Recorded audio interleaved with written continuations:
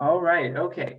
So thank you guys so much for coming to today's class. Like Melissa mentioned, this is a basic coding in LibGuides class, and I am Michael Myers. I am an information specialist at Unity Health Toronto, and I will be going through the basics here today. And then Ron will be going over some intermediate tips and tricks for HTML and CSS and JavaScript in his class in 2 weeks from now.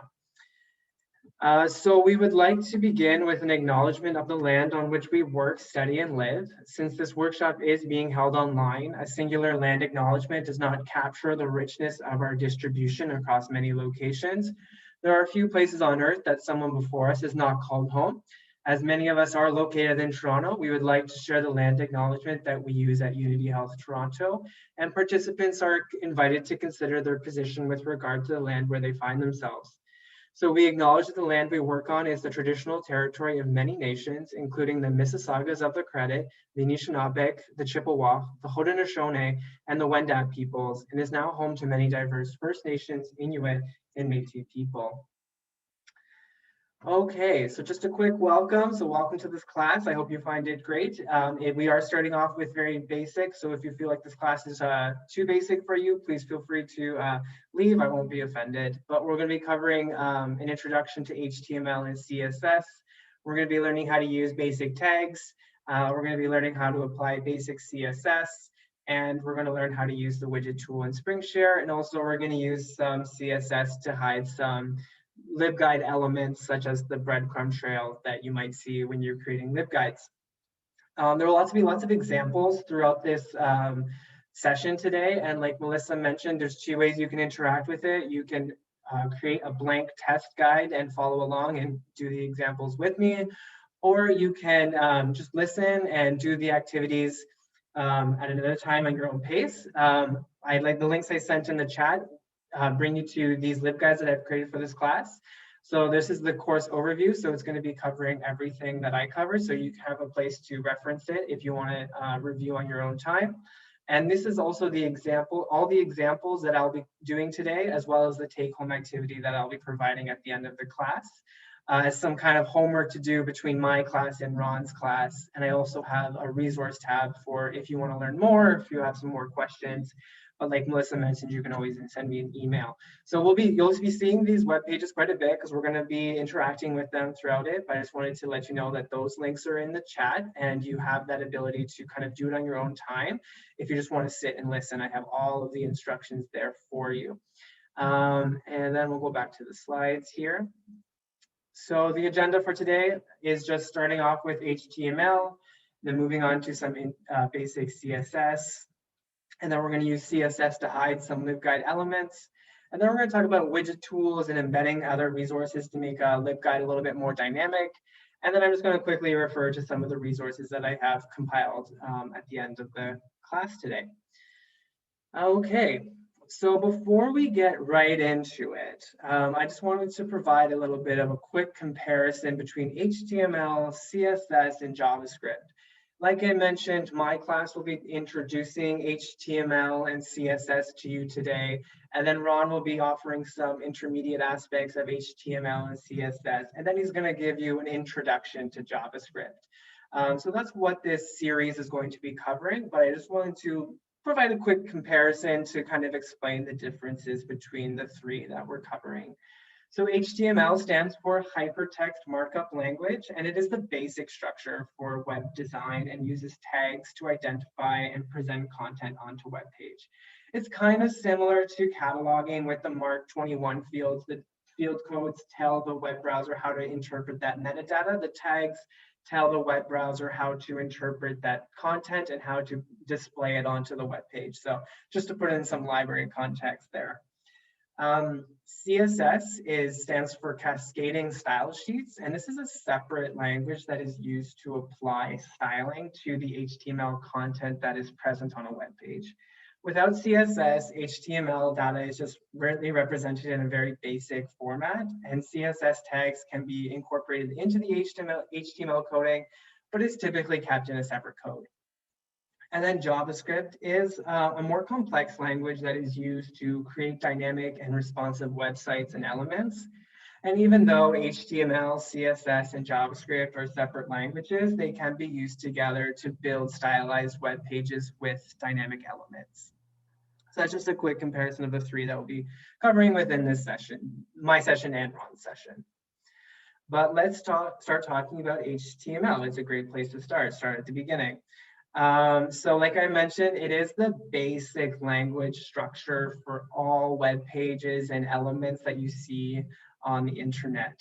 And it really revolves around elements. So that's what an HTML kind of like completed portion of a code is an element. And I'll show an example to make it more visual. But it really, an element starts off with an opening tag, and the tag tells the browser what the content is. So if it's a P tag, it's going to be text. If it's an H1, it's going to be a header 1. And then after the opening tag, there'll be some content, and then there'll be a closing tag, which is the same tag, but with a / in front of it. And again, I have an example to show you for a visual aspect.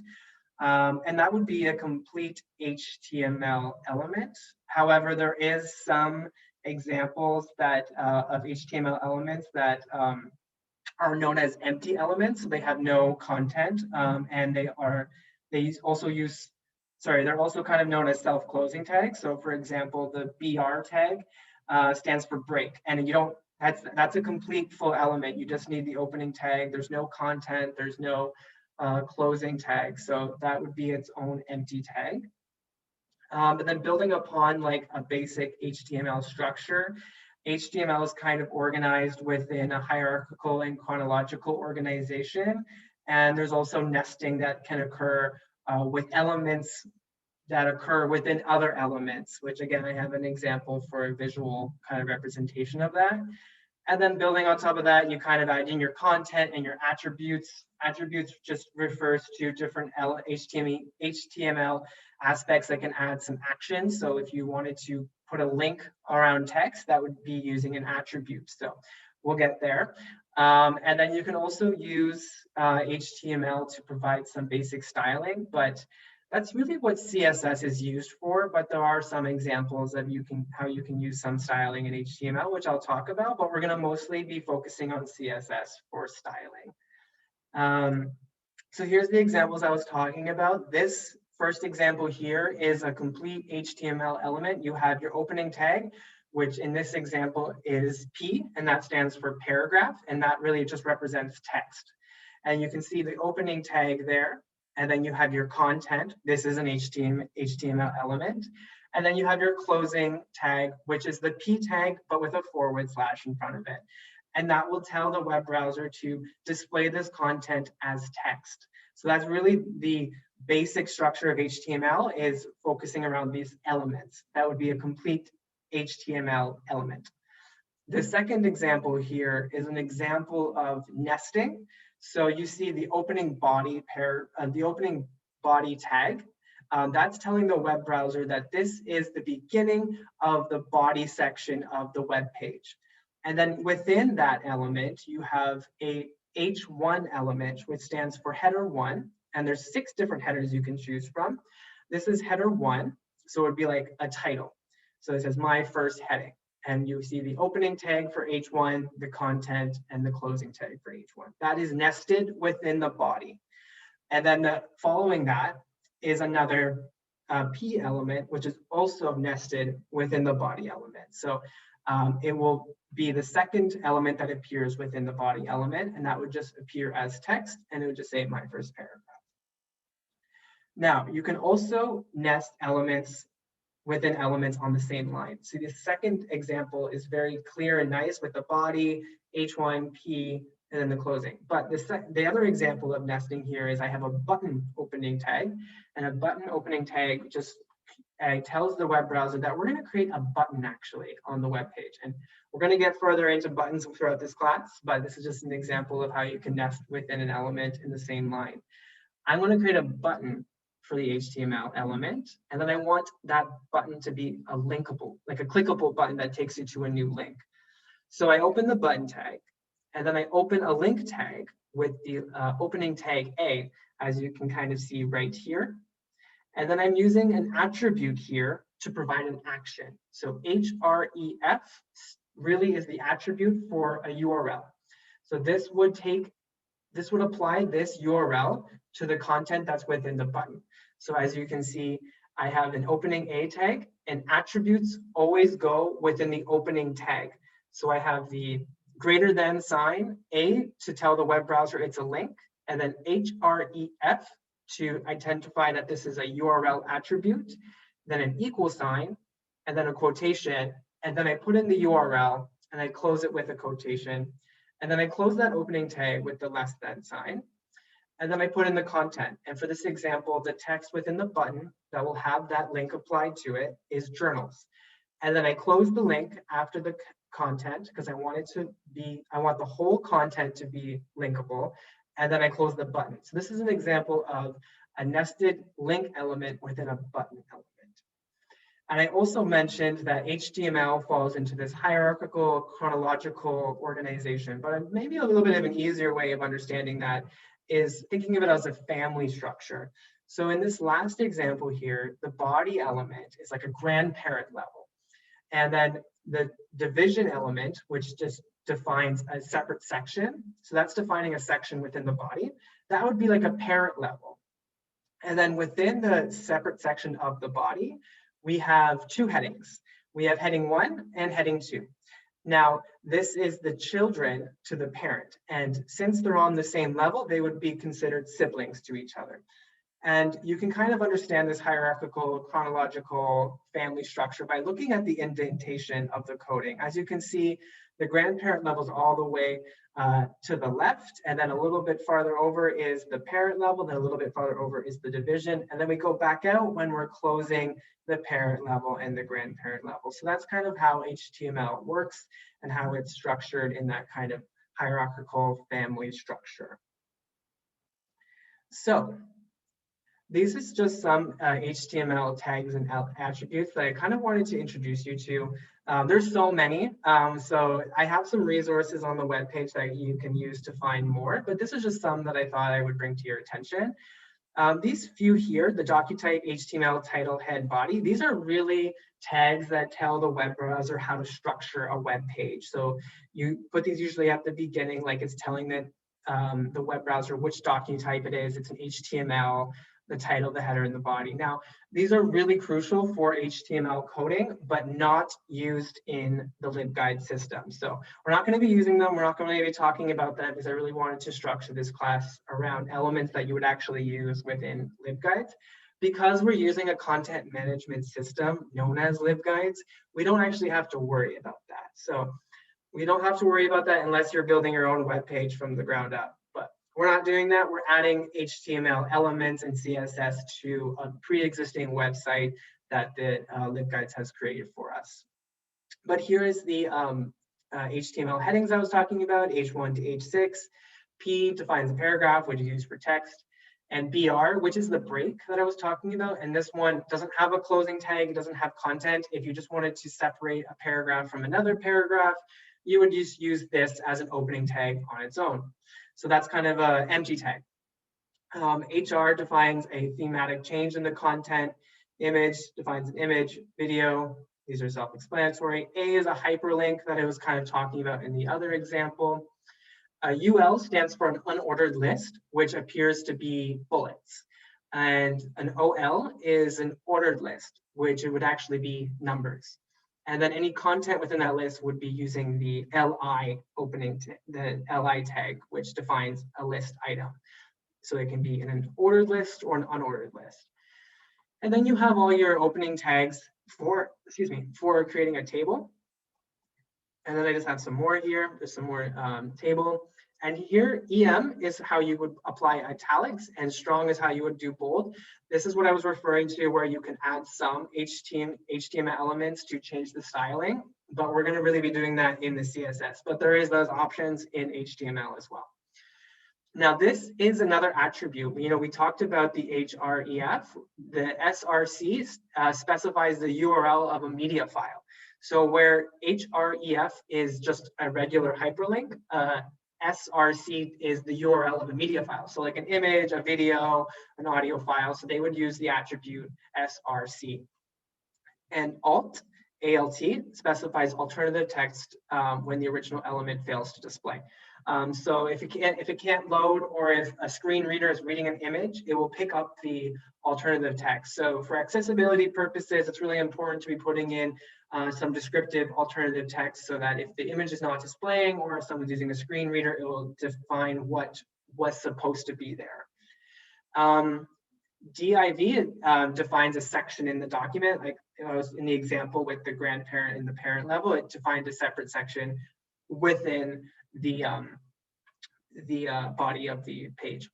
Height and width are attributes that just obviously specify the height and width, and we talked about the href. Target is where you're going to go. Do you want them to go to a new tab, or do you want them to stay on the same tab? So specifying that attribute will change where the user goes when they click a link or something. And a button defines a button, and then you have some more down here, which I'm not going to really get into. Iframe we're going to talk about a little bit later when we get to embedding. But here's just some examples.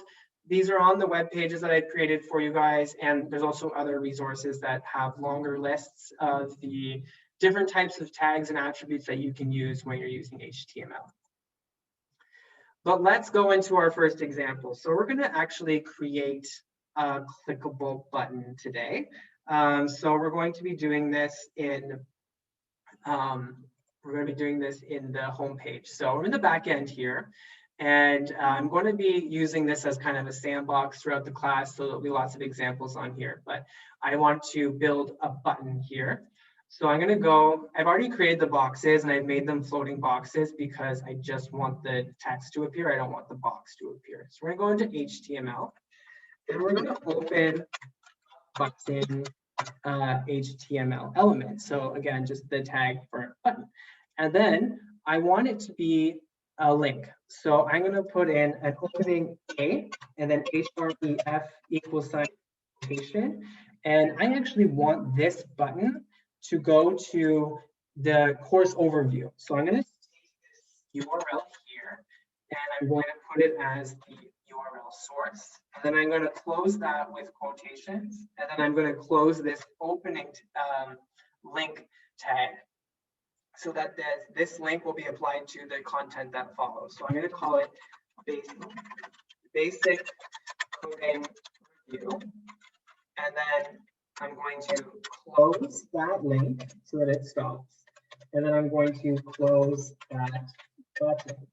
So if we press save and close, as you can see right there, I've created an HTML button with the text basic coding review that is also a link. So if we go into there and click on it, it will take us to the basic coding review. Now you might be thinking, Michael, that's so ugly. We're gonna make it look prettier throughout the class, don't worry. But I also just wanted to also introduce another attribute here, the target. So target is an attribute, and then we're going to do an =, quotations, underscore blank, and then end that in quotations. Oh, that's it. Not a =. So this is going to tell the web browser that if somebody clicks this link, they're going to go to a new tab. So if we did that, and now and we go into the preview, if we click it, it's now opening that link in a new tab. I always like to have the links open in a new tab. I think it's a little bit more clean, but it's your choice. And that's how you would put it into the HTML. And again, the attributes go into the opening. As you can see, the opening a link attribute, a tag has attributes for the URL and the target. And then, like I mentioned, you can have some styling within HTML, but we're going to be mostly doing this through CSS. But if you wanted to bold it, you could put strong around the content, and then it will bold it. So it just changed it there. I'm going to remove that though, because when we get to CSS, we're going to be using that instead to make it look a little bit nicer. But I'm just going to quickly copy these, and I'm going to create 3 buttons here, one for each of the tabs that I've created. So one for examples. I'm going to just take that URL and switch it here.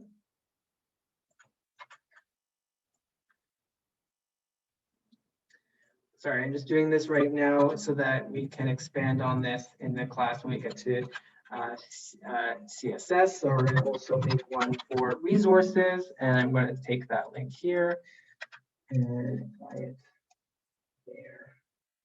Okay. So if you're following along and you did that, I hope it went really well. But again, you can do this at your own time. I have all this instructions on the examples page here. You can see there's the HTML button example. So you can do that on your own time if you'd like. And now we're going to talk about some CSS. So CSS, just as a review, it's cascading style sheets and is a separate language from HTML, and it's used to apply some styling to the HTML. And it's called cascading because the internet browser will read the styles from top down, and without it, HTML is really basic. So CSS tags can be incorporated into HTML coding, but it's typically kept in its own separate code. Where HTML has elements, CSS has rules, and CSS rules consist of selectors and declarations. Selectors refer to the item in the HTML code that the declaration applies to. The declaration consists of properties and values. A property is a category of styling. So for example, color, while a value is the desired output for that category. So if we're defining the property of color, the value could be blue, red, yellow, whatever you want it to be. Like I mentioned, it's usually kept in a separate code, but you can also build it into your HTML. And this would be using this style attribute, which is an HTML attribute. So in the HTML element body, we have the style attribute, which is HTML. But even though it's HTML attribute, we're going to be using CSS properties and value. So you can see here, this is the property. The background color is the property. And then it has a colon, and then we get into the value, which would be powdered blue. And then we end that declaration with a semicolon. And you can have multiple declarations within the style attribute as long as they fit in within those quotations, and as long as that they're separated by a semicolon. Separate declarations are separated by semicolons, while the property and value are separated by a colon. So like I mentioned with nesting, if we put the background color in the body, this is actually going to apply to all the elements that are nested within the body. So the whole background color for the body is going to be powdered blue, and that's going to include the H1 element and the P element. But you can also do it like the second example here, where the style attribute's actually in the H1 opening tag, and the background color is powdered blue. And then you can do it also for the paragraph, which would be background color tomato. So now you can also use names for colors, because there are some defined names, but you can also use color codes, which is like a pound icon and then some numbers and letters. Now, I prefer to use color codes just because you can get very specific. So it's very easy. All you need to do is just find the color code that you want, and here it is. So you have the pound and then the characters there to define a color, and you could use that as a value for any color property, background color, you can use a color code for that. So, or you can use like tomato or powdered blue, and the resources I have for CSS kind of provide some of those predefined colors, but I just find color codes a little bit more easier. And then, yeah, we talked about properties and values. So there's also external CSS, which is how CSS is really like kind of meant to be written. This is talking about as its separate code. So this would be done, if you're doing this in LibGuides, this is done in the guide custom JavaScript and CSS, which you can access in this. Oh, sorry, it's in the image icon. You see guide, custom, JavaScript, and CSS. That's where you can write in your CSS separately from your HTML, and it will apply it to the HTML elements that are present on the guide. And when you're doing it in an external way, it doesn't use that style attribute like it does in HTML. It follows a different structure.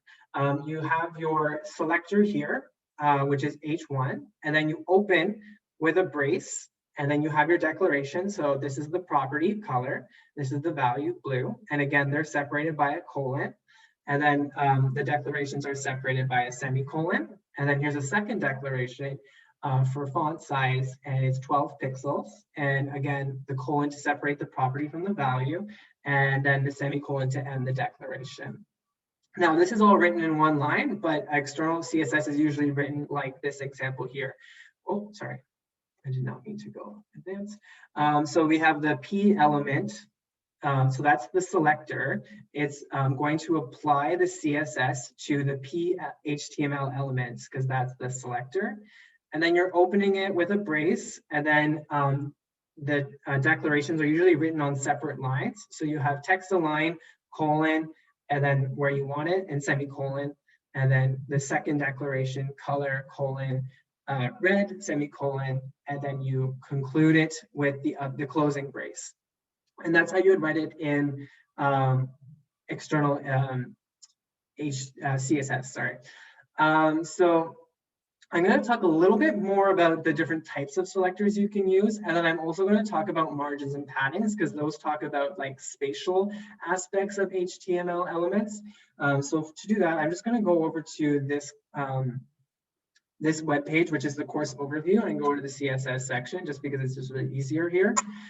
So in the examples that I was showing, I was using a simple selector, which just refers to an HTML element based on their tag, name, class, or ID.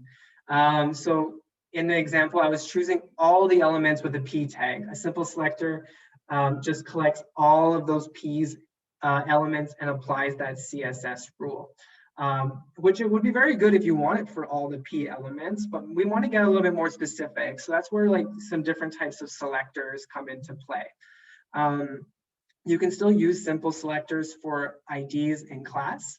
An ID is just basically a name that you're giving to an HTML element. So as you can see, this unordered list has the ID that equals list.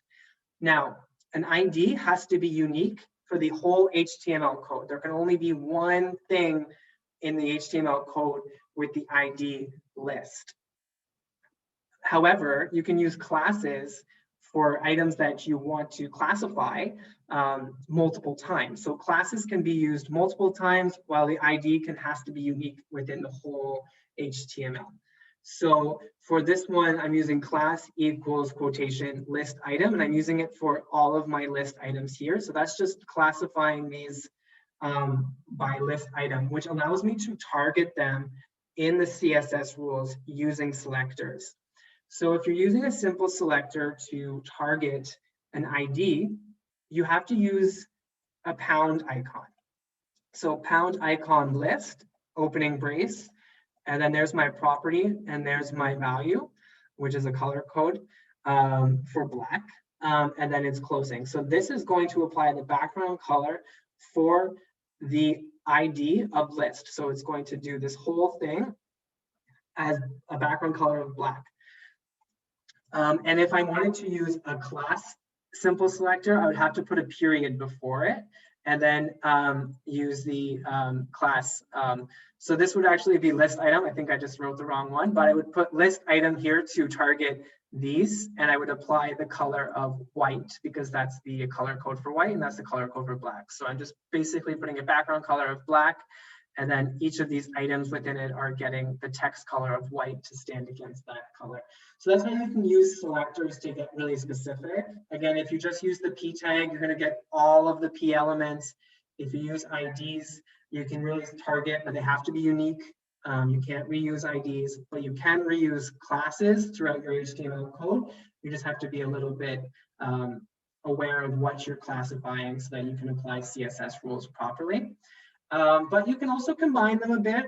So if you're using the class code all throughout the HTML, but you're using it for different HTML elements, you can actually kind of combine them. So I want to only target the list items in the HTML code that are classified as list items. So I'm going to put in LI, which is the HTML tag, and then I'm going to use a period to declare that it is a class, and then I'm going to put in the class.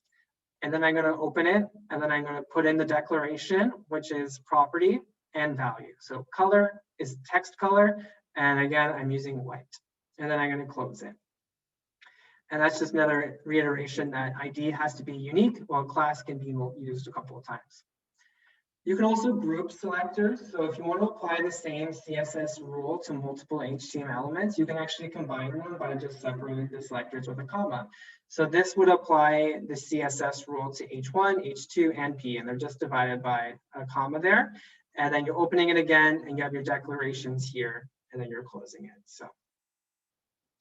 And now we're going to talk about the PseudoClass Selector, which I'm only going to really introduce because Ron's going to get into a lot more class structures in his class, but I do use this a couple of times throughout the class, so I wanted to just kind of briefly introduce it. So these selectors are a little bit more advanced, and you're used to define a special state of an element. And this can include styling an element when a user hovers over it, or style visited versus unvisited links differently. So it kind of adds a little bit more sophistication to your CSS rules. So they're pretty fun to play around with. And their structure is here. So you have your selector, and then you have a colon, and then you have your pseudo class, which I'll get into, and then you have your declarations within the braces. You have your property and your value always separated by a colon and ended with a semicolon. So here's just some examples. So this one would be applying it to a link. So that would the link tags. So that would be our selector, and the pseudo class is link. So that means any unvisited link will be this color. So when you see a link online and it's blue, that means it was unvisited. But oftentimes when you click a link and you go back to the original web page, it comes up as purple, which means you visited that link. And you can do that here. So this one would just be the unvisited link color, and this would be the visited link color. So you would have, again, your link as your selector, and then your pseudo class, which is visited, and then your opening brace, and then the declaration. So this is a different color from the unvisited link. So if you go back to it, it's going to be purple, whatever color you choose, and then you just close it. So that can help identify links that have been already clicked. And then you can also use the hover, which is one of my favorites. So if a mouse hovers over something, it can change colors, which you can see I have applied to the navigation bar here. As I hover over these items, it changes color so that you know that that's the one that you have your mouse on. So going back down here, we have our selector again, which is links. And then if they hover over it, it's going to change color based off of our declaration, which is here. And then a selected link really refers to if you are actively on something. So I didn't apply it to the navigation bar, but I could have if I wanted to. So we are oh yeah, so you can see it on the side here. I'm in the CSS section, which means it's active. And it's a different color than the rest of them because they're inactive. So as I hover over it, it changes color. But as you can see, I am in the CSS section, so it's a different color. And that's done by the active, pseudo class here. And you can then just define your color in the declaration here. And you can also use pseudo classes to hide content. And you can actually play around with this so that content is hidden unless a user hovers over something and then it will appear. So in this example, the P element is hidden with the display none. Unless a user hovers over the section, the defined section of the HTML. So it says div, which is a defined section of an HTML body, hover, and then the P element will actually display the whole block. But the other, when it's not hovered, it will be not displayed. So that's how you can kind of play around with some pseudo classes to hide elements and change some different elements. And Ron's going to get more into selectors and pseudo classes in his class, but I just kind of wanted to introduce you to some of those that are my favorite, and they're a little bit more advanced. So if you feel a little bit lost, don't feel bad. Ron will cover more, and we also have some exercises for it. But I also wanted to talk about some CSS margins and paddings. These are important aspects of CSS because they really define space around HTML elements. The CSS margin defines the space outside of defined borders of an HTML element.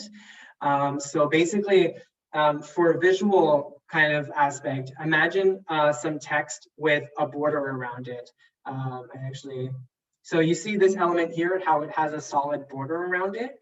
Margin will apply spacing outside of the border. So I can add some space, some space or margins around outside of that border to give that HTML element some more space. So that's what a margin kind of refers to. And you can do it in a couple of ways. You can use CSS rules for each of the margins. You can use margin top, margin right, bottom, and left. So these are the properties. And then the values can be within pixels, as you can see down here. You could put margin top, colon, 25 pixels, semicolon, to declare how much margin space you want on top of your HTML element. So you can do that for each of the top, right, bottom, left, or you can actually just use the margin property with multiple values. So in this example, the margins would be 25 pixels on the top, 50 on the right, 75 on the bottom, and 100 on the left. It's a little bit more simple if you just use these, but you can just use the margin for all four. If a margin property has 3 values, it'll be written kind of like this. I mean, it'll be understood like this, where the top margin is 25, and the right and left are 50, and the bottom is 75. And if it only has 2 values, the top and bottom will be 25, and the right and left will be 50. And if you just have 1 value for the margin, all 4 of the margins will be 25 pixels. Now, CSS padding is very similar to margins, actually.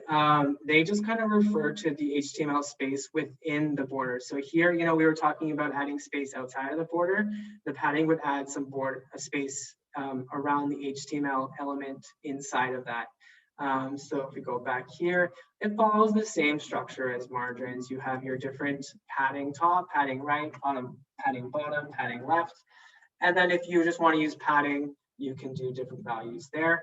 And again, it follows the same kind of rules where it's 25 top. So if you have 4, it's going to read top, right, bottom, left. If you have 3, it's going to read it as top, and then right and bottom as the middle value, and then bottom as the last. And then if you have 2, top and bottom, then right and left. And if you just have 1, all 4. So that's a little bit about inline and external CSS.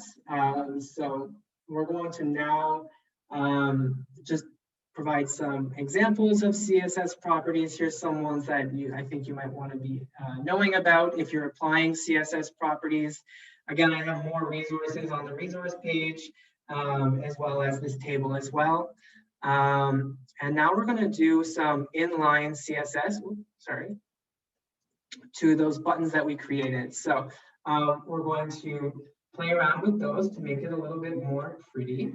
So we're going to go back to here, and under HTML, the first step is going to be adding a P element at the beginning of this HTML, and we're going to be closing it at the end of the HTML.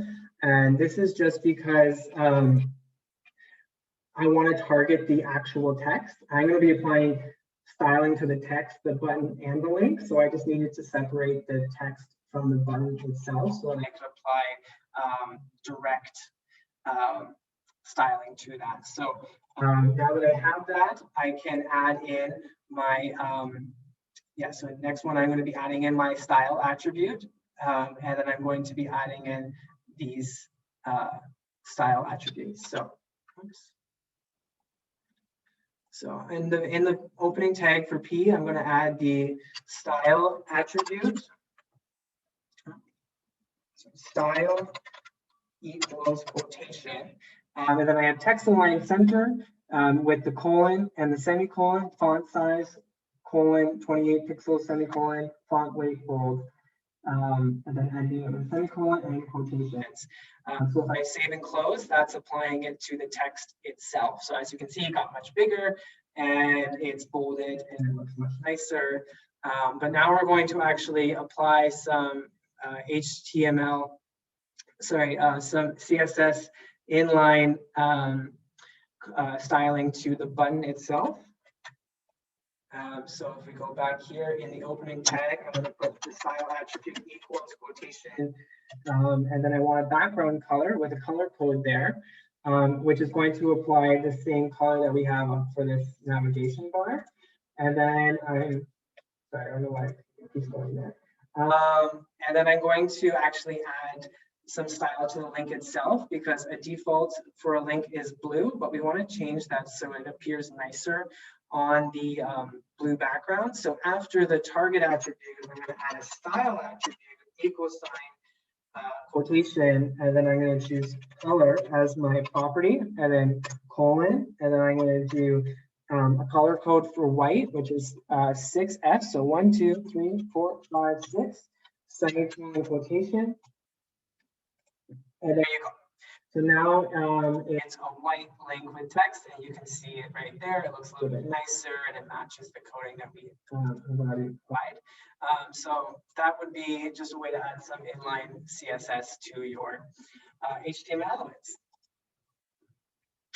But now we're going to be using external CSS to remove some LibGuide elements that you might not want. So this is going to be done using the guide custom JavaScript and CSS. Like I mentioned at the beginning, you can access that through the little image icon here and go to guide custom JavaScript and CSS, and which is where you can apply the external CSS for the whole guide. And we're going to be using our CSS selectors and structures, and we're going to be using our CSS property and values. Now in my guide, I added some HTML to the JavaScript and CSS because I wanted to add in a header image and I wanted to add in a navigational bar. Normally you would do that on a group level so that you can apply the HTML styling and CSS to all of the guides that are assigned to that group.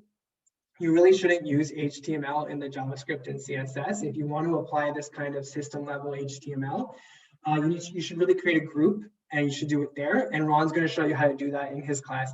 I kind of cheated and I used the HTML in the custom JavaScript and CSS because I wanted to make this guide look a little bit pretty for you guys.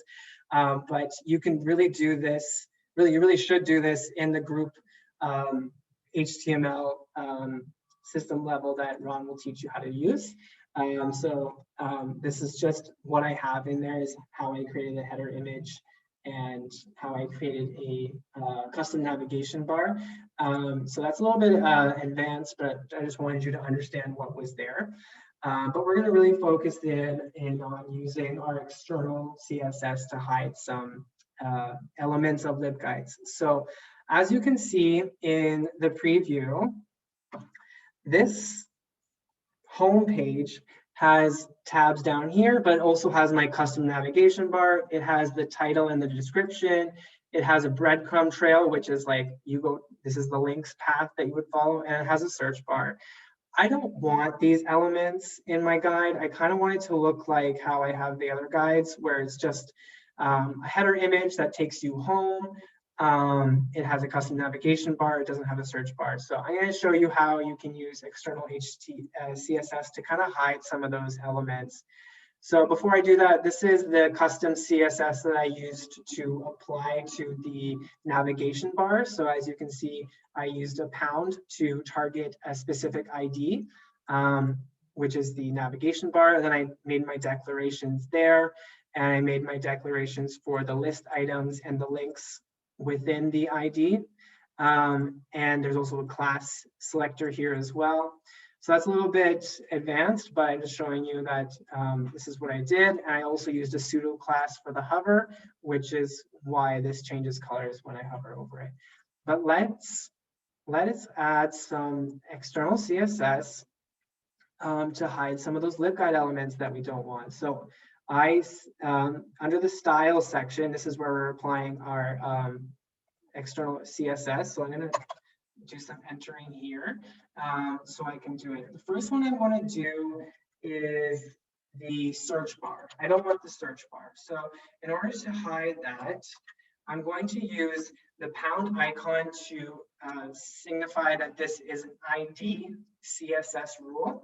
And then I have the unique ID, which is SLG guide header search. And this is something any LibGuide element, if you're looking for the unique ID, you can just go to their help page and they have all of their unique IDs for different elements that you can use within your CSS. So I pulled that from SpringShare's help. So I got the unique ID for that and used a pound. Then I opened it with the brace, and then I'm using the declaration here with the property display, and then the value none. And as you can see, the colon is there, and the semicolon is here, and then I ended it there. And if we save it, the search bar is gone. So that's great. Let's keep going. Next, I don't want the breadcrumb trail with all the links because I don't want my users to go to HSICT link. I would rather them just stay here. So to do that, again, I'm using the unique ID selector here, signified by the pounds icon. And then I'm using the unique ID that I got from SpringShare, which, as you can see, BC stands for breadcrumb. And then I'm opening it and using the same declaration with the property display and the value none, and then I'm closing that. And now that link path is gone, so that's great. We're going to keep on going though.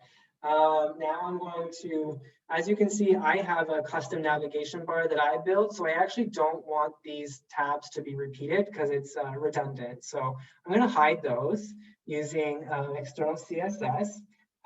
And again, I'm going to be using a unique ID selector signified by the pound. And this is again pulled from SpringShare. And as you can see, it says the tabs container. So it's the container that has the tabs. And for this one, I am using a declaration here that's the property is display, the value is none.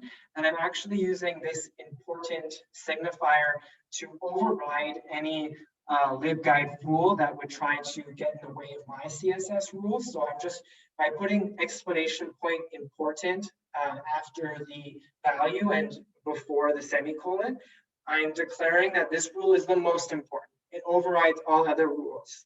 So if I press save there, it hides that tabs now. So now it's just going to see the navigation bar that I've created. And then one more I'm going to do is I'm going to hide the guide name, and I'm also going to hide the description because I already have that header image that does that for me. So again, I'm using the unique ID selector signified by the pound, and then I'm using the ID that I took from SpringShare. And as you can see, it says guide name, so that makes sense. And then I'm using the comma because I want this to apply to two different elements. So I'm using that grouping selector attribute to apply this rule to two at a time. So I'm using to the guide name, and I'm also doing it to the guide description, which is a comma, pound sign, and then the unique ID, and then the brace, and then the declaration here. And again, with the important to say that this rule is the most important. So it overrides other rules. So we save it and it's gone. And now if we look on the preview, it looks all nice. We don't have that section there, so it matches. Oh, that's the old preview. It matches the other pages that I've created so that it just looks all the same and it's nice. They're going to be using the navigation bar instead.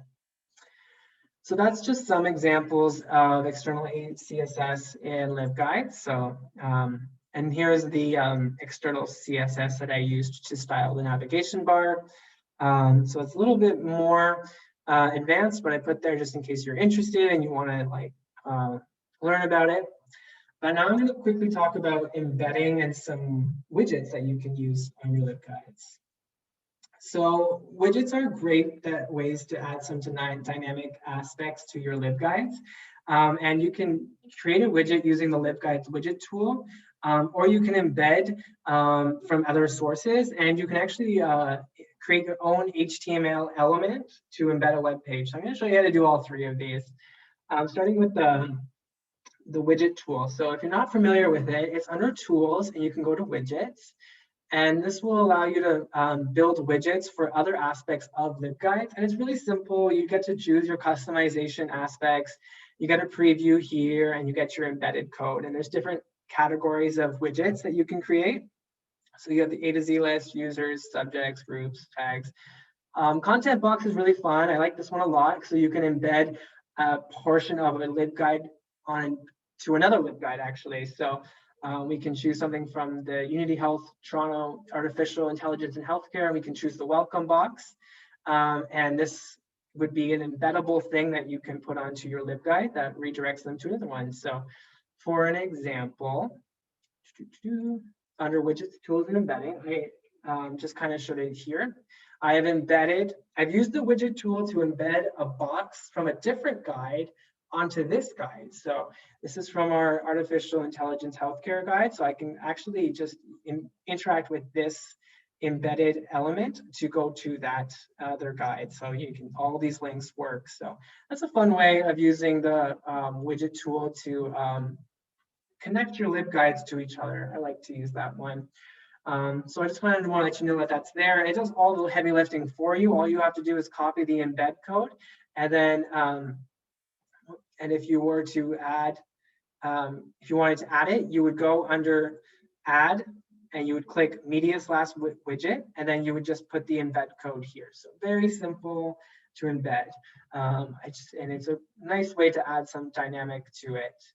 But you can also embed from other sources. A lot of media, like web pages, have the embedding option or sharing option where you can take the element and embed it onto your page. Like YouTube has this, and lots of other ones do as well. So if you're looking for that, you really just need to look for the share icon or the embed icon, which are prevalent on a lot of websites. So if you look for the share icons on a web page, it will give you typically options to email or whatever, and there's usually an embed option. So if you look for this arrow or this, I don't know what you call that, like gears, you can find ways to share elements, and usually there's an embed code, and it will give you already the embed code that you can just plop into LibGuides. Or you can also look for the embed icon, which just looks like the HTML text. So if you see that on an element, you can click it and it will give you an embeddable code that you can use on your LibGuide. So it takes all that heavy lifting away from you. So watch out for the share and embed icons if you're looking for something to add to your LibGuide. But you can also embed your own stuff by using the iframe HTML code. So if we go, to under the widget tool and embedding page, I offer a way to do that. So right here, you can see I use the iframe HTML code, and then I use the attribute for width and height and source for the askspringshare.com website, and then I closed it for iframe. So that would be actually embedding a web page onto something else using your own HTML element. So that's how you can kind of take websites. Not all of them will be responsive to that, but a lot of them will. So for example, if we go under resources and we go to SpringShare, this is what the embedding looks like. I've embedded their Ask SpringShare webpage here, just using that HTML coding that I showed you in the widget tool. So that is how you embed a web page if you're using HTML. Okay. Here's just some examples of like things that you can embed that add a nice visual aspect. As a lot of people know, at Unity Health, we love to use Visme, and it has a lot of embedding options where we can add some visual elements right into our LibGuides by embedding it. There's other tools out there like Airtable, and the SpringShare content box is what I talked about with the widget tool, and you can embed your own web page. So just for kind of an example, if I wanted to embed Visme visual header, I would go and just create a box and then media widget, and then they give us a embed code that I can just plop right in, and there you go. And so if we look at it in the preview, I added a embedded widget from Visme to add a little visual aspect to the guide, which I like to use just to add some dynamic aspects to LibGuides. So again, if you have tools or other web pages, you can usually just look for that share or embed icon to get the code and plop it right into LibGuides. So I really love doing that. So I wanted to kind of introduce you to that. So that brings us to the end of the content. I do have a take-home activity with the instructions here, which is the last tab on the examples and take-home activity webpage. it will take the button that we created today and actually make it into a drop-down button. So it's a little bit more involved, but it covers everything that we did today. You know, you're building the HTML and then you're building the CSS to apply to it with your declarations. And I have a step-by-step and the end product here of what it will look, the coding will look like. And just as an example, let me change our button into the drop-down button that the take-home activity will teach you how to do.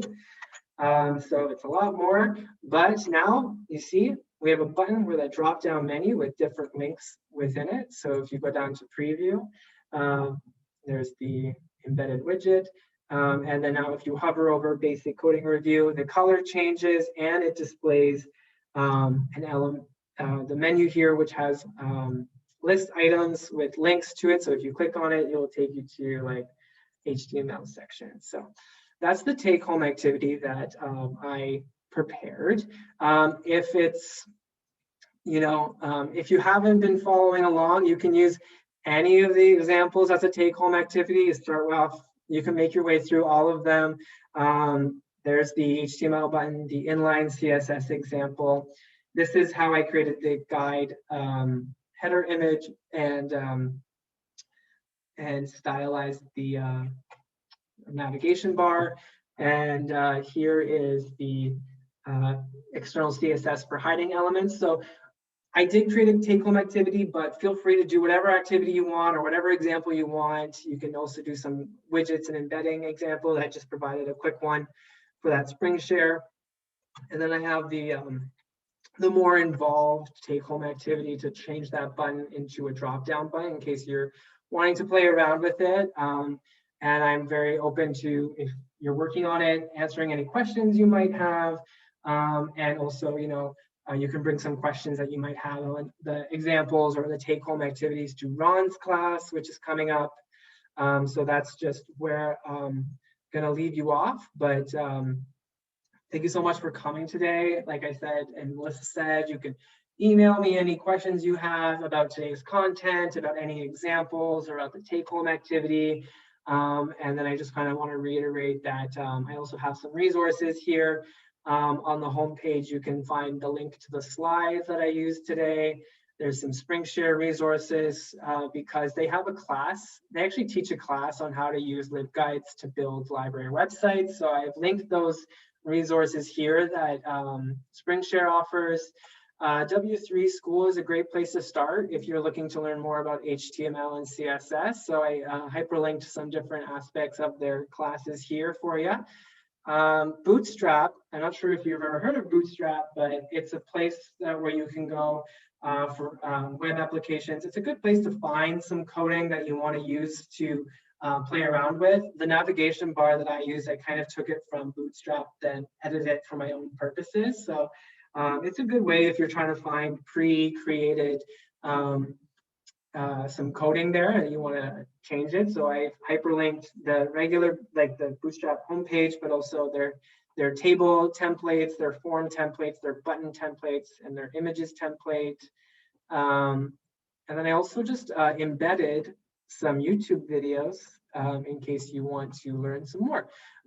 These are just some basic videos about HTML and CSS.